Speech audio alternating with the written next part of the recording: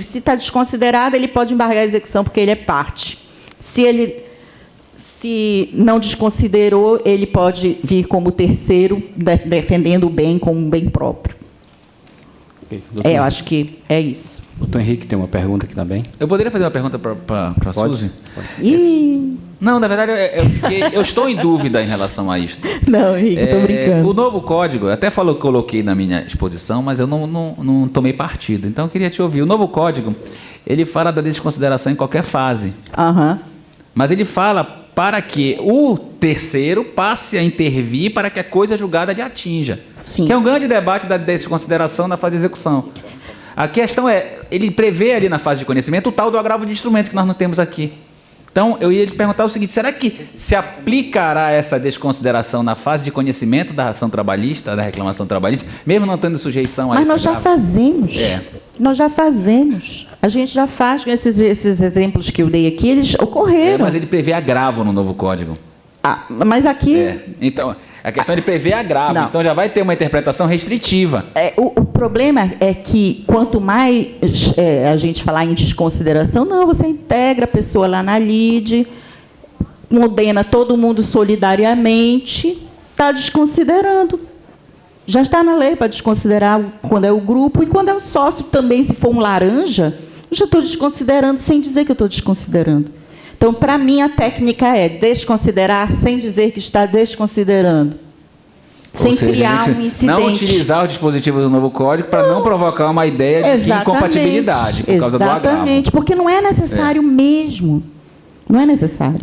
É a minha saidinha do início, né? Bora ver o que vai dar.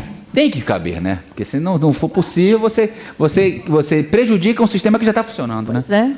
Mas eu já ouvi de que não caberia por causa do tal do agravo de instrumento. Semelhante à discussão da resolução parcial. Sim. O 356, vou até colocar o artigo aqui. A gente faz aqui, que a gente executa provisoriamente e definitivamente. Uma parte que a parte não recorreu, já é execução definitiva. Mas aqui, o 356 é até mais do que isso, é permitir que não seja só numa única decisão. Ah, tá, mas mais de uma decisão. Entendi. O julgamento antecipado parcial. A gente não costuma fracionar, mas...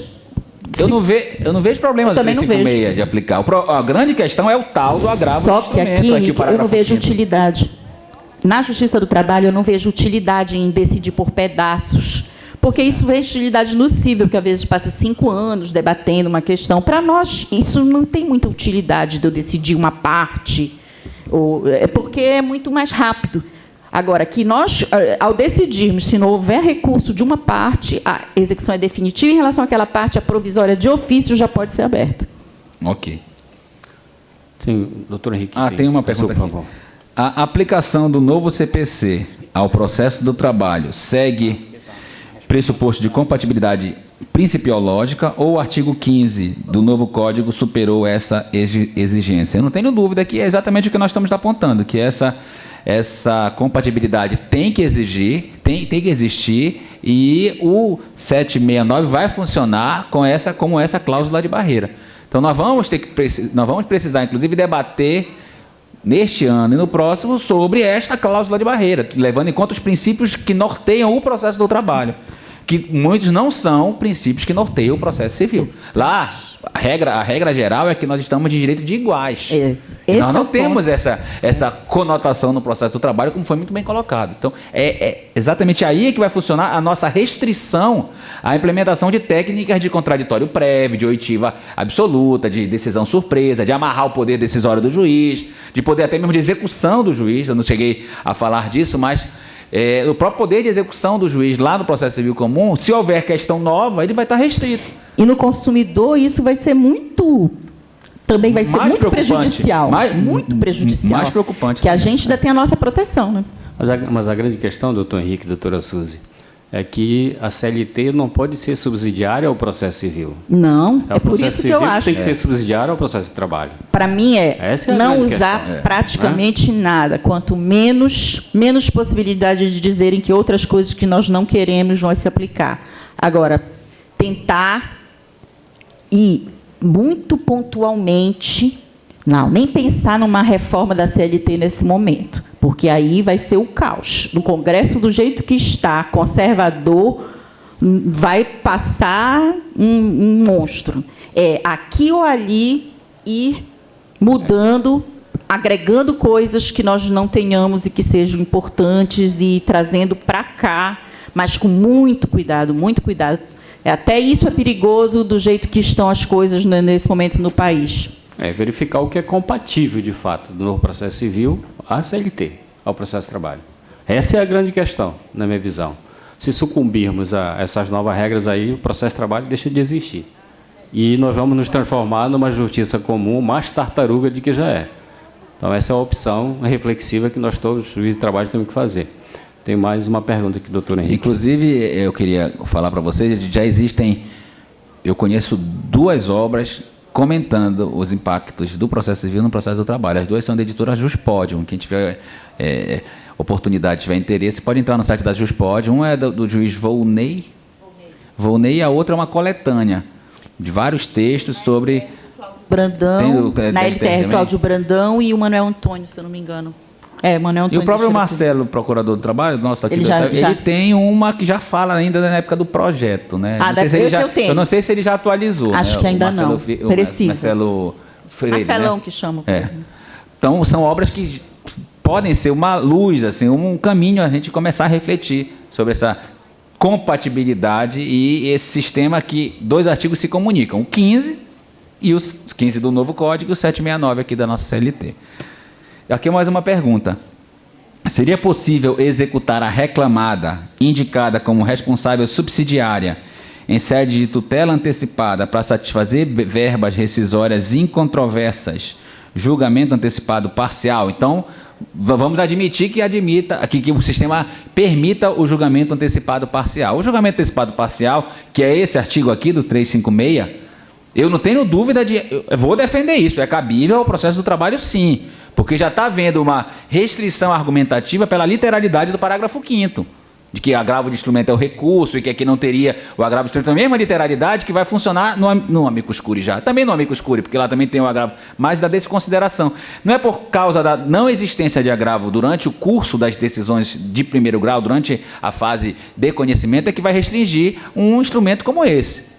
Partindo para o pressuposto, dessa premissa, que é cabível ao processo do trabalho, e que isso vai gerar uma execução definitiva ou provisória, vamos para as regras da execução. Então, responsabilidade subsidiária, tem que executar, no meu modo de ver, primeiro o devedor principal, que é a técnica que hoje nós já sabemos.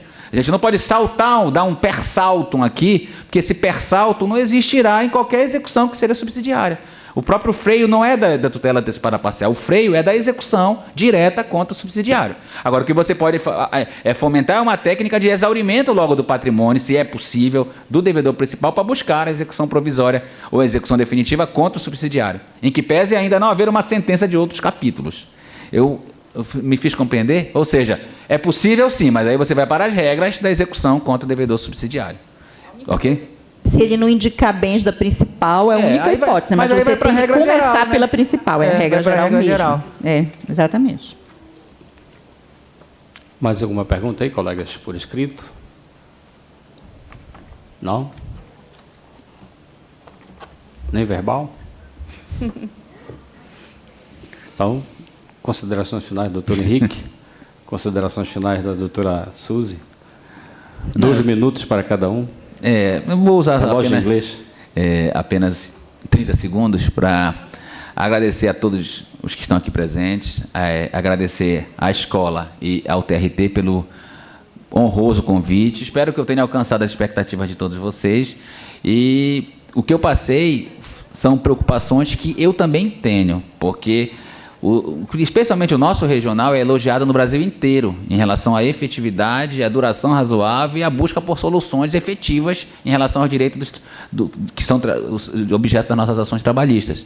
Então, daí para frente, nós temos que refletir com muita cautela o que poderemos utilizar do novo CPC como aplicação subsidiária. A gente vai passar, pelo menos, como eu disse na minha exposição, de 5 a 10 anos numa instabilidade perigosa, que é a instabilidade de interpretação até que se sedimente as técnicas que vão vir aí da legislação processual comum para a aplicação subsidiária aqui no processo do trabalho. Então, eu desafio a todos vocês para essa reflexão.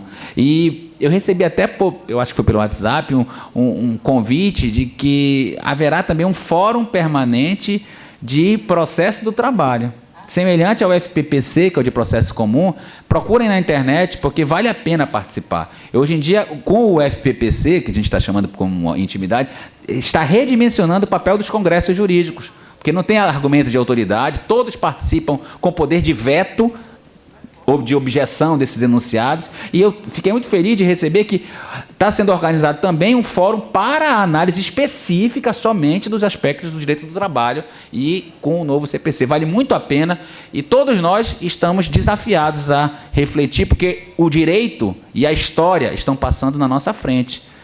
O que vai ser amanhã está sendo construído hoje. Nós estamos passando por esse momento de mudança. Então, cada um de nós tem que ter as preocupações como prioritárias para bem compreender o processo civil aplicado de forma subsidiária ao processo do trabalho. Então, eu espero que eu tenha contribuído para auxiliá-los nessa grande missão que todos vocês têm, que é fomentar uma tutela efetiva no âmbito do processo do trabalho. Muito obrigado e bom dia para todos vocês.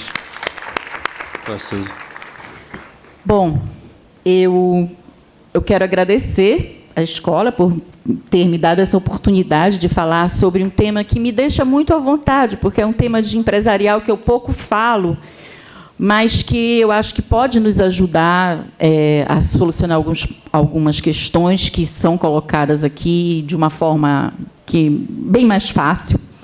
Eu também queria dizer que, como uma das responsáveis já escolhida pela escola, muito obrigada, por montar a Semana Institucional, nós estamos voltados para esse problema, que o Henrique já está, vamos dizer assim, pré-convidado, né, se ele puder, evidentemente, porque nós vamos nos debruçar cada vez mais sobre esse tema, e que é muito, para mim, hoje normalmente quando eu vou falar em algum lugar eu fico meio nervosa, e eu já durmo mal, e etc. e tal.